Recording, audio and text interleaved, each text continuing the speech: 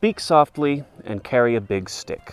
You probably know this saying is the life motto of President Theodore Roosevelt, but it's a sentiment that he lived out in full.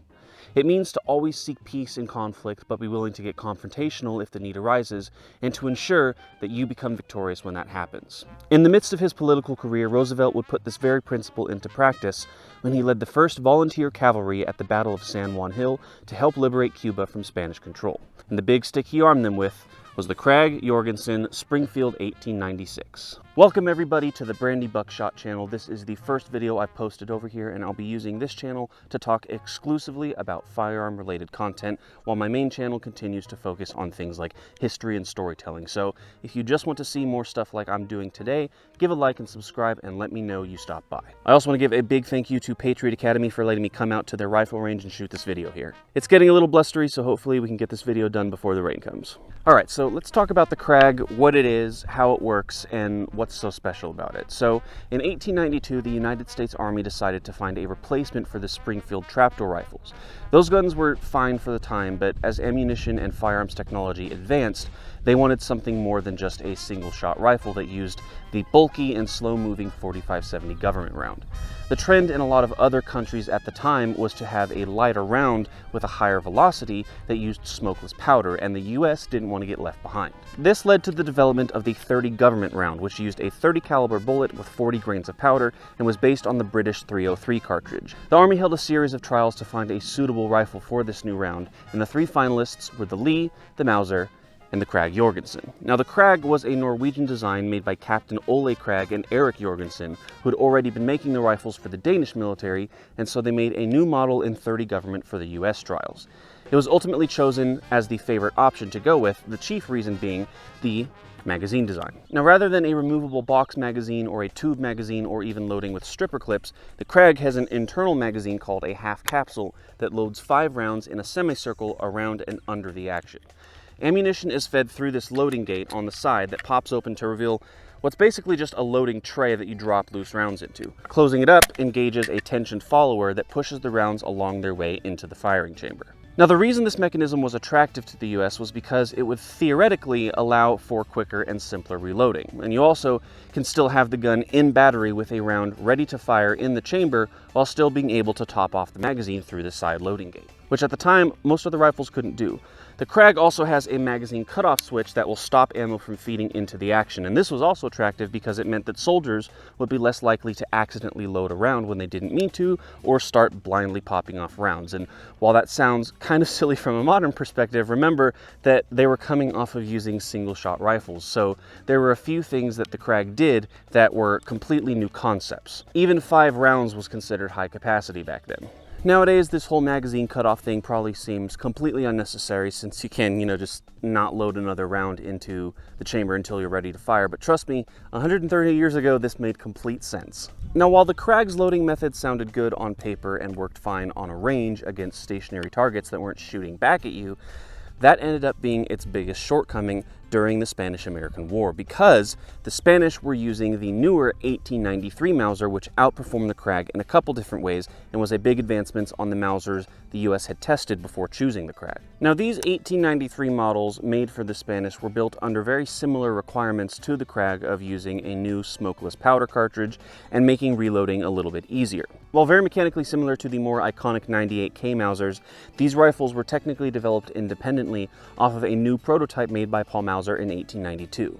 Now the biggest new thing it did was introduced a magazine that staggered rounds instead of holding them in a single stack, and this design would be kept moving forward. So it holds 5 rounds at a time, loaded in from the top with stripper clips, and also has a bolt stop on the magazine follower that holds it open on empty. Now, the Mauser pattern has long been the standard for many bolt-action rifles over the last century, and in many respects, that standard started with the 1893. This is, of course, the granddaddy to the 98K if you think about it, and if you took a closer look, you can actually see there's a lot of mechanical similarities. Author and journalist Stephen Crane, writer of the Red Badge of Courage, was one of the several reporters who followed the US troops during their campaign in Cuba. In his writings on the war, he described the Spanish Mausers as if one string of a most delicate musical instrument had been touched by the wind into a long, faint note, or that overhead someone had swiftly swung a long, thin-lashed whip. Pretty darn fitting and pretty darn poetic, isn't it?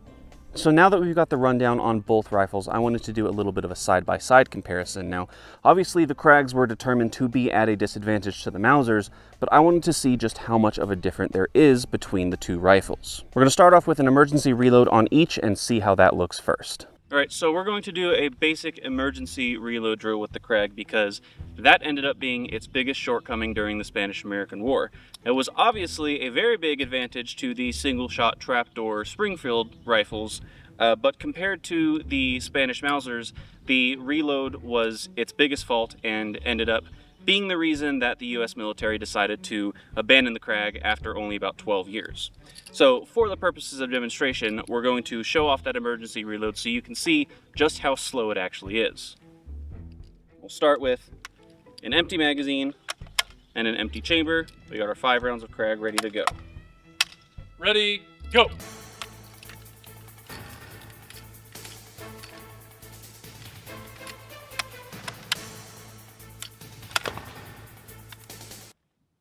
.8 seconds. That's rough. Hi there. I realized while editing that I never made a lead-in for my emergency reloading of the Mauser. It is pretty straightforward, it's just dropping in a stripper clip, but I didn't want to cut abruptly to me just loading it with no commentary or lead-in, so past me. Ready? Go.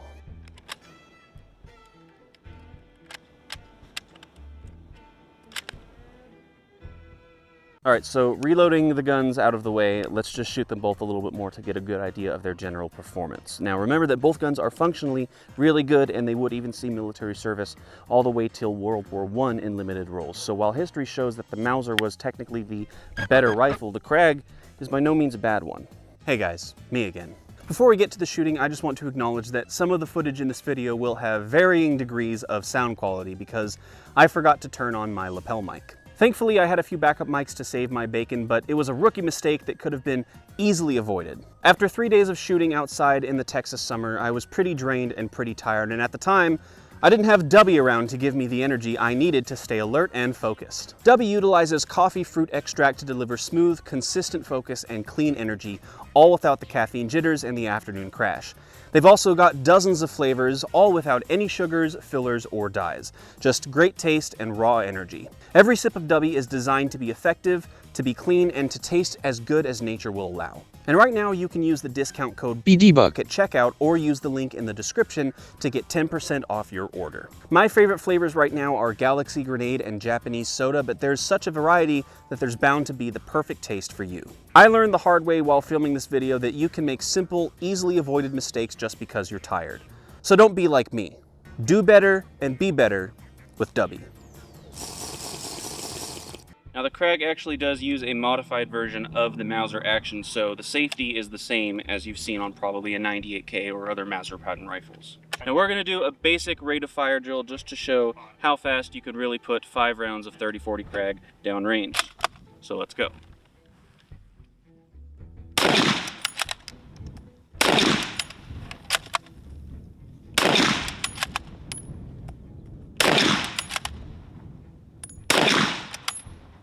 Now despite its obvious power, it actually has a buttery smooth bolt and is often considered to be one of the smoothest bolt actions out there, but it sure kicks like a mule. Now there are claims that a shooter armed with an 1893 could expend 8 rounds in the same amount of time it took to reload the Krag, and like I said, the whole reloading issue was the biggest shortcoming of the Krag and why the 1893 was widely considered to be a better rifle. So let's put that to the test. I'm going to start out with a full loaded 5-round magazine, shoot all 5, and then reload and shoot 3 more, and we'll see how long that time is compared to my reload test with the Krag earlier. So we're going to start loaded, point it in. We just want to see the fire rate compared to the reload time.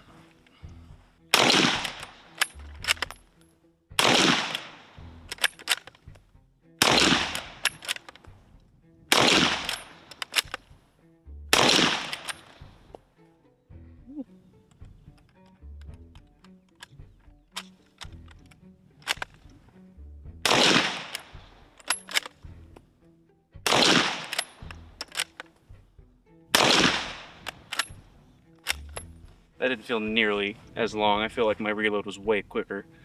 26.26. Interesting. Well, that was obviously a much longer fire, but a lot of that probably had to be with my chunky handling of the gun. So that might very well be a shooter's error on that one. But as you might have been able to tell, the bolt isn't quite as buttery as the Krag. Part of that reason is because there's actually a spring tensioner on the bolt that stops right about here. So you have to push it in a little bit more on tension before you push it down. And that adds a little bit of an extra little bit of work that you have to do when loading. You can obviously thumb in loose rounds if you don't need to put in an entire stripper clip, so you can just put in rounds individually and fire it that way. We are going to do a penetration test with the Krag and Mauser using my homemade ballistics gel, because your boy is still a poor small-time YouTuber, so don't have access to big happy resources like that. We're going to see how this does. Alright. Yummy. We're going to do a penetration test with the Krag-Jorgensen first.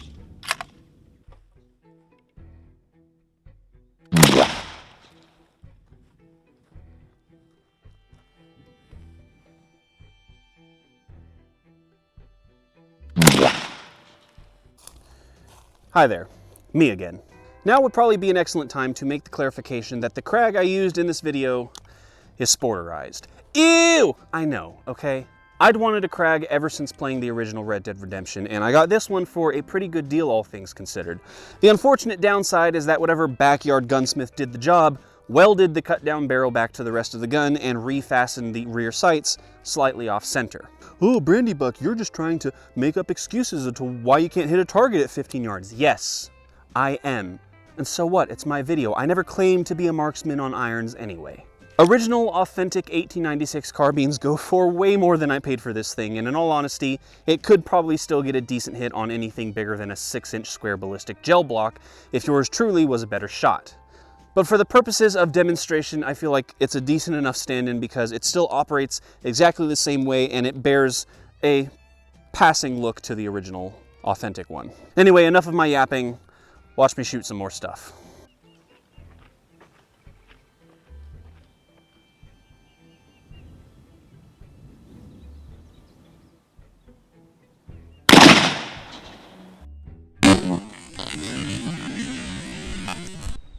So clearly we're dealing with some pretty significant velocity here. I'd say, well, we didn't really go through our second block, but hey, that's what we made second block for.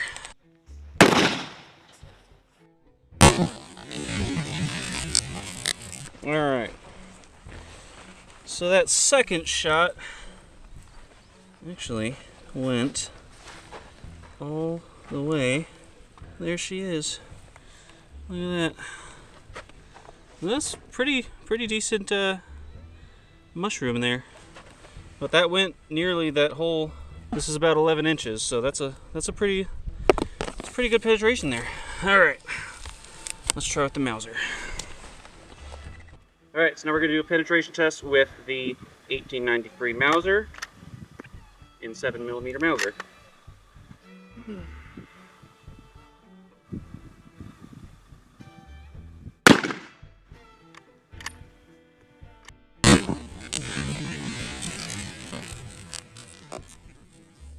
So I think, yeah, we went all the way through on this one. You can see some gunpowder residue there. Ugh. Smells amazing. If you ever get to make your own ballistics gel, make sure to take a bite. Don't actually do that, it's disgusting. One more shot with the Mauser, just for safeties.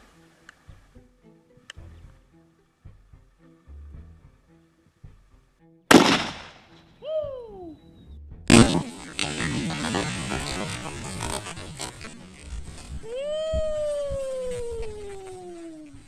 Oh my gosh! It's raining gel. It's like we sliced it in half. Oh, gross! Man. Okay. So, yeah, it'll kill you. it'll definitely hit, it'll put you down. It'll hurt on the way in and hurt on the way back out.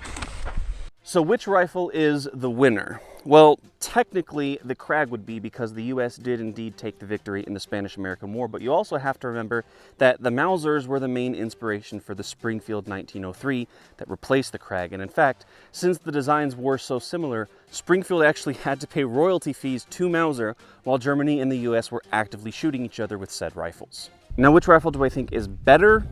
Well, it kind of depends. Now, I love the Krag for its uniqueness and would definitely say it's more comfortable to shoot and has a much smoother action.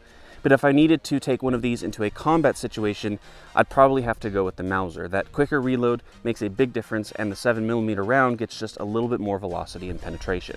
Either way, both rifles are beautiful specimens for turn-of-the-century weapons design and have a lot of historical significance, so they're both winners in my book. I know, politician answer. Anyway, it's been an absolute joy to shoot these rifles, and I'm very grateful to have been able to add them to my collection, and I'm also very grateful that you tuned in to watch this video.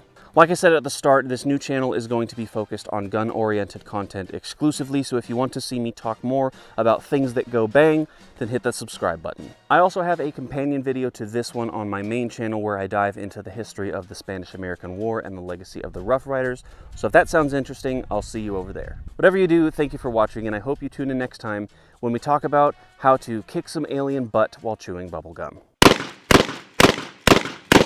Goodbye, everyone.